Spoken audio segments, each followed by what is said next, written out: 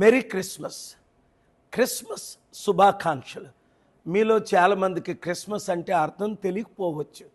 క్రీస్తు పుట్టినరోజు ఈ లోకంలో 2025 సంవత్సరాల క్రిందట క్రీస్తు పుట్టి 33.5 సంవత్సరాలు జీవించి చివరి 3.5 సంవత్సరాలు అద్భుతాలు చేసి చనిపోయిన వారిని లేపి, గుడ్డివారికి కళ్ళు ఇచ్చి, మోగవారికి మాట ఇచ్చి, కుంటివారికి నడికి ఎన్నో అద్భుతాలు చేసి, ముఖ్యంగా మనస్సుకు నెమ్మది, శరీరానికి ఆరోగ్యం, సమస్యలన్నీ తీర్చిన క్రీస్తు ప్రభు ఈరోజు కూడా మీ సమస్యలు తీర్చాలంటే, ప్రభువా నా హృదయంలోనికి రా, నా మనస్సును మార్చు, నన్ను నీవెలే చెయ్యని మీరు కోరినట్లయితే ఈ క్షణంలోనే ఆయన మీ హృదయంలోకి వస్తారు.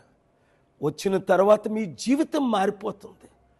మీరు హిందువా, ముస్లిమా, క్రిస్టియనా అని కాకుండా ఎవరైనప్పటికీ క్రీస్తుని స్వంత రక్షకునిగా అంగీకరించవచ్చు. అంగీకరించినట్లయితే క్రీస్తు వలె మీరు నడుస్తారు, మాట్లాడతారు, చూస్తారు, అద్భుతాలు చేస్తారు. తినలేని వారికి తిండి పెడతారు, బట్టలేని వారికి బట్టిస్తారు, ఇతర మతస్థులను నిందించుకుంటా, దూషించుకుంటా. ఇప్పుడు చూడండి, 5 రోజుల క్రిందట దాస్ అనే ఫ్యాక్టరీ వర్కర్ని హిందూ అని లించ్ ముక్కలుగా చేసి చివరికి కాల్చేశారు బంగ్లాదేశ్లో. తీవ్రంగా మరొకసారి నేను ఖండిస్తున్నాను. అలాగే అనేక మంది చర్చికి వెళ్తుంటే నిన్న రాత్రి ఎన్నో అటాక్లు జరిగాయి.